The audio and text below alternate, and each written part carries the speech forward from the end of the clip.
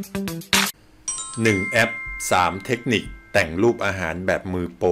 เทคนิคง่ายๆนะครับเพียงใช้แอปเดียวที่จะเปลี่ยนรูปอาหารของคุณให้กลายเป็นรูปแบบมืออาชีพมาดูกันนะครับวิดีโอนี้ง่ายๆเลยนะครับวันก่อนนะครับมีโอกาสได้ไปสอนทางผู้ประกอบการเกี่ยวกับการถ่ายรูปอาหารแล้วก็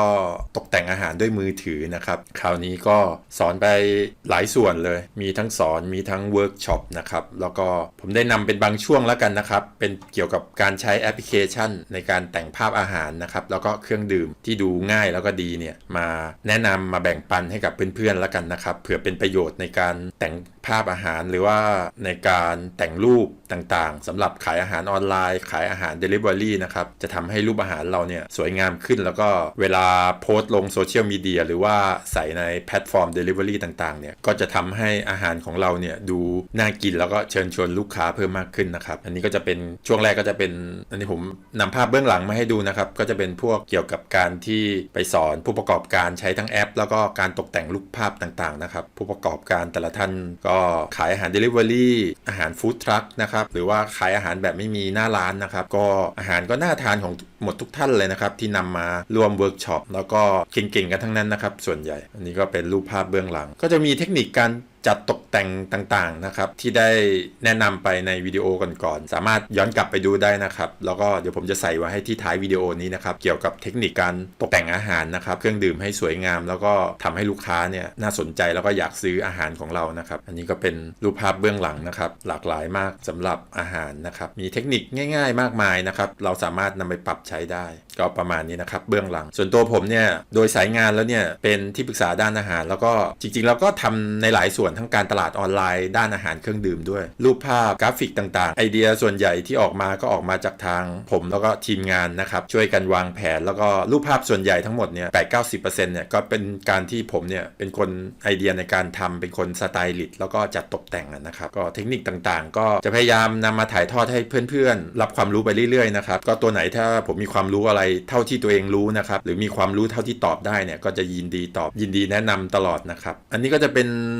การถ่ายรูปของทีมงานนะครับทีมงานช่างภาพที่ผมร่วมงานกันอยู่ถ้าใครต้องการที่อยากจะถ่ายภาพแบบระดับมืออาชีพหรือว่าไปใช้งานจริงจังหรือแบบว่านำไปใช้ระดับการโฆษณาต่างๆของร้านนะครับก็สามารถติดต่อผมเข้ามาได้นะครับแอปที่แนะนำนะครับ1 แอป 3 เทคนิคแอปพลิเคชันที่แนะนำให้ใช้ในการตกแต่งภาพสำหรับอาหารนะครับก็จะเป็นแอปชื่อแอป Snapseed นะครับเดี๋ยวผมก็จะอธิบายแล้วก็แนะนำทีละขั้นตอนเลยนะครับเพื่อนๆสามารถจะทำตามวิดีโอไปได้เลยนะครับก็เริ่มต้นแล้วก็ดาวน์โหลดแอปนี้นะครับเมื่อดาวน์โหลดมาเรียบร้อยแล้วก็เริ่มต้นนะครับก็เข้าที่แอปนะครับแล้วก็เปิดแอปขึ้นมาได้เลยนะครับหลังจากเปิดแอปแล้วก็เราก็เลือกรูปภาพที่ต้องการตกแต่งนะครับณที่นี้ผมเลือกเป็นรูปต้มยำนะครับโอเคหลังจากเลือกเข้ามาแล้วนะครับเทคนิคที่1นะครับผมก็ให้เลือกคำว่ารูปแบบนะครับในภาษาอังกฤษเนี่ยอาจจะเป็นคำว่า look นะครับถ้าผมจำไม่ผิดก็กดคำว่ารูปแบบนะครับหลังจากนั้นก็ให้เลือกคำว่า pop นะครับตัว pop เนี่ยก็จะเป็นลักษณะคล้ายๆฟิลเตอร์นะครับจะช่วยเรื่องในการเพิ่มสีสันให้มันสวยงามน่าทานแล้วก็เร่งสีเร่ง situation ต่างๆให้มันความอิ่มตัวต่างๆเนี่ยให้มันขึ้นมาโดยง่ายโดยครั้งเดียวนะครับเท่านี้เองครับง่ายมากสำหรับแอปนี้หลังจากเลือกป๊อปเสร็จแล้วก็ติ๊กที่เครื่องหมายถูกนะครับเราก็สามารถนำรูปไปใช้ได้เลยนะครับไม่มีปัญหาก็ Export ออกมาแล้วก็ใช้ได้เลยง่ายๆแค่นี้เองครับไม่มีอะไรยุ่งยากเลยเพราะว่าผมเน้นเรื่องที่ผมทำจริงใช้จริงแล้วก็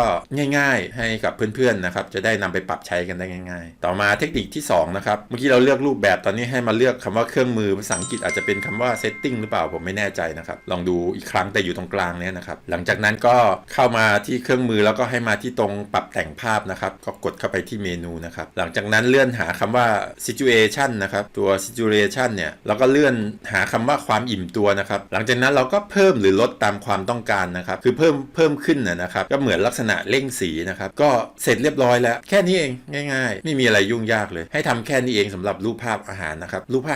ภาพอาหารต่างๆเนี่ยก็จะสีสดใสแล้วก็เข้มดึงดูดจะ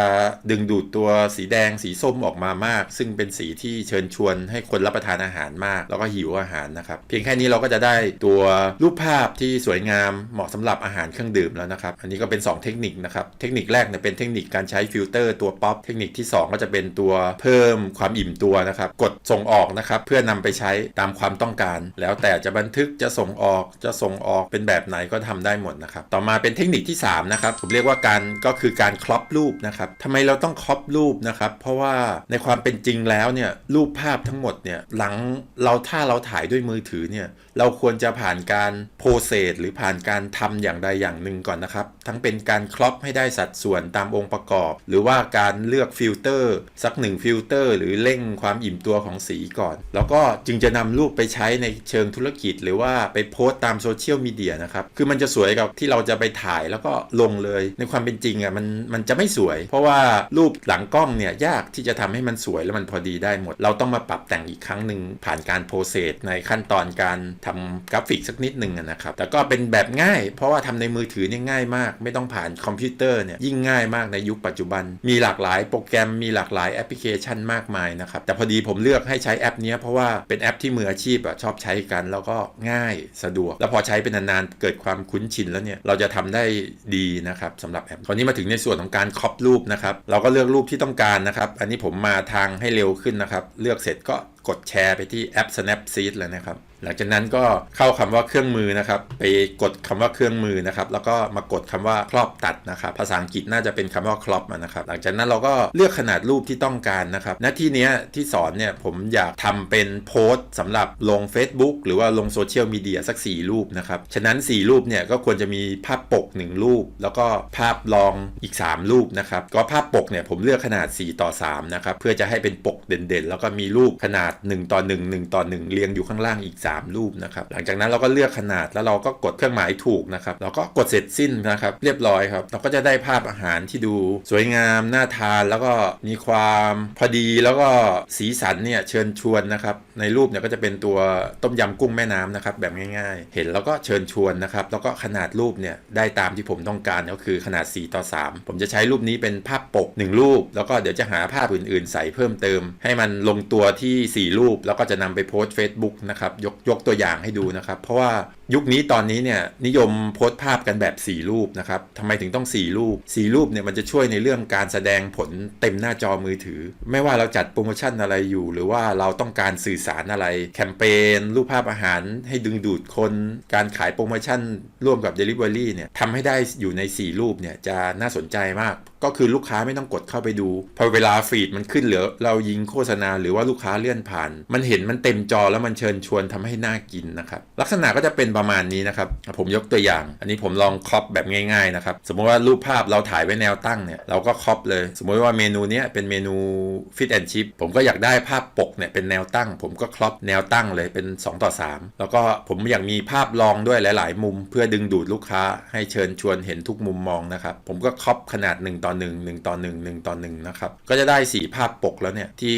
ดูเต็มจอแล้วก็น่าทานเวลาเห็นในมือถือคราวนี้เพื่อนๆสามารถจะนำพวกเทคข้อความต่างๆโปรโมชั่นต่างๆเนี่ยใส่เข้าไปหรือว่าแต่งสีสันเพิ่มเติมใส่โลโก้ต่างๆแล้วแต่ชอบเวลาเราโพสต์ไปแล้วเนี่ยมันก็จะเต็มหน้าจอดูสวยงามนะครับรูปถัดมาก็จะเป็นตัวโดนัทนะครับก็จะเป็นอเมริกันโดนัทนะครับผมก็ต้องการภาพขนาด4:3เป็นแนวนอนก็ครอปภาพปกไว้เวลาเราถ่ายรูปหรือว่าเราทำอะไรเกี่ยวกับลักษณะเกี่ยวกับด้านมือถือเนี่ยหรือว่าถ่ายรูปอาหารด้วยมือถือเนี่ยไม่ใช่ว่าถ่ายไปรูปเดียวเราต้องคิดไปข้างหน้าด้วยว่าวางแผนไปด้วยว่าเราถ่ายรูปเสร็จแล้วเนี่ยเราจะไปใช้เป็นภาพปกนะ1รูปแล้วก็จะใช้ภาพมุม45องศา1รูปภาพมุมท็อป1รูปภาพด้านข้าง1รูปอะไรอย่างเงี้ยแล้วแต่เราหรือว่าเราอยากรีวิวร้านอาหารเราแบบบ้านๆเราก็ถ่ายรูปรวมแพ็กเกจจิ้ง1รูปถ่ายภาพตอนก่อนทำถ่ายภาพตอนอบแล้วถ่ายภาพตอนสับพร้อมทานอย่างเงี้ยให้จบภายใน4ภาพเนี่ยแล้วก็ใส่เทคข้อความนิดหน่อยรีวิวเข้าไปนิดหน่อยเนี่ยเพียงเท่านี้มันก็จะดึงดูดความสนใจคนได้มากลูกค้าได้มากเลยนะครับอันนี้ก็จะเป็นเทคนิคง่ายๆนะครับสำหรับ 1แอป3เทคนิคที่ผมได้บอกมานะครับเพื่อนๆสามารถนำไปปรับใช้ได้เลยนะครับนำไปใช้กับร้านอาหารของเราร้าน Delivery ของเรานะครับสามารถทำได้ง่ายๆไม่มีปัญหาเลยนะครับเท่านี้เองครับก็สามารถทำได้ง่ายๆนะครับไม่ยุ่งยากมากเกินไปส่วนใครสนใจงานด้านการถ่ายภาพนะครับหรือว่าสนใจอยากให้ผมไปอบรมเนี่ยผมก็มีแพ็กเกจมีโปรโมชั่นอยู่นะครับตอนนี้ไปอบรมให้กับหน่วยงานต่างๆร้านอาหารต่างๆอยู่นะครับก็ใช้เวลาประมาณ3ชั่วโมงทั้งทฤษฎีประมาณ1ชั่วโมงครึ่งแล้วก็ปฏิบัติเวิร์กช็อปร่วมกันเนี่ย1ชั่วโมงครึ่งก็จบแล้วประมาณครึ่งวันนะครับเช้าหรือบ่ายก็ได้เนี่ยใครสนใจก็สามารถติดต่อเข้ามาได้นะครับมีโปรโมชั่นอยู่ถ้าวิดีโอนี้มีประโยชน์ก็ฝากเพื่อนๆช่วยกดไลค์กดติดตามช่องเชฟแดนเพจเชฟแดนได้นะครับถ้าใครมีปัญหาหรือมีรายละเอียดอะไรเกี่ยวกับงานหรือต้องการสอบถามอะไรก็ทักมาได้ที่ Line OA นะครับแอดแล้วก็เชฟแดนนะครับตามในนี้นะครับหรือว่าสนใจอยากให้ผมไปอบรมด้านการถ่ายภาพด้วยมือถือการตกแต่งภาพแล้วก็เวิร์กช็อปนะครับก็มีโปรโมชั่นอยู่จาก 9,900 บาทนะครับตอนนี้มีโปรโมชั่นอยู่ที่ 4,900 บาทนะครับต่อ1เวิร์กช็อปนะครับเหมาะสำหรับร้านอาหารคนต้องการให้ไปอบรมให้กับหน่วยงานราชการต่างๆหรือว่ามหาลัยต่างๆหรือว่าสถานการศึกษาต่างๆก็ยินดีนะครับสามารถติดต่อเข้ามาได้นะครับก็ขอบคุณมากนะครับสำหรับวิดีโอนี้ขอบคุณมากครับสวัสดีครับ